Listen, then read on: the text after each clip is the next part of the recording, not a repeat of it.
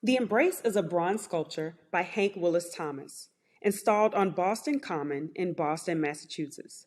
The artwork commemorates Dr. Martin Luther King Jr. and his wife, Coretta Scott King. It depicts four intertwined arms, representing the hug they shared after he was awarded the Nobel Peace Prize in 1964.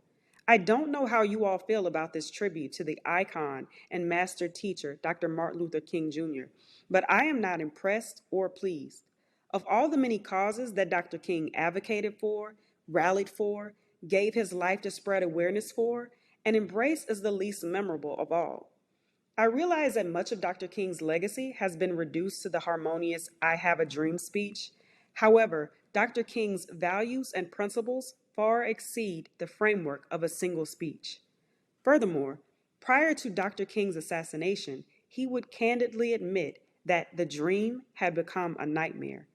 I have excerpts from two speeches as examples of what else Dr. King stood for. And after listing these examples, perhaps we may consider alternative symbols to better commemorate Dr. King's legacy. During the apex of anti Vietnam protest, Dr. King delivered his speech, A Time to Break Silence. He addressed the morality of the U.S. military's participation in the Vietnam War, challenging the government's decision to enter the war.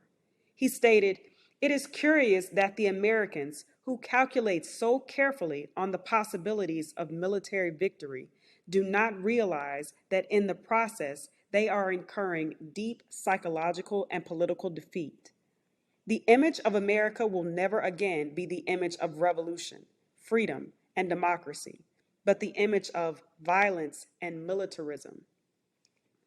In his The American Dream speech, King argues for equal job opportunities and livable wages for all workers. He argued that class divisions can be as vicious and evil as a system based on racial injustice. King states, "It is trite but urgently true that if America is to remain a first class nation, she can no longer have second class citizens. I must rush on to say that we must not seek to solve this problem merely to meet the communist challenge. We must not seek to do it merely to appeal to Asian and African people. In the final analysis, racial discrimination must be uprooted from our society because it is morally wrong." Other remarkable and powerful speeches include, but are not limited to, "I have been to the mountaintop and our God is marching on." I highly recommend that you look them up and listen or read them. So what do you think? If this statue were to be redone, what do you envision it to look like?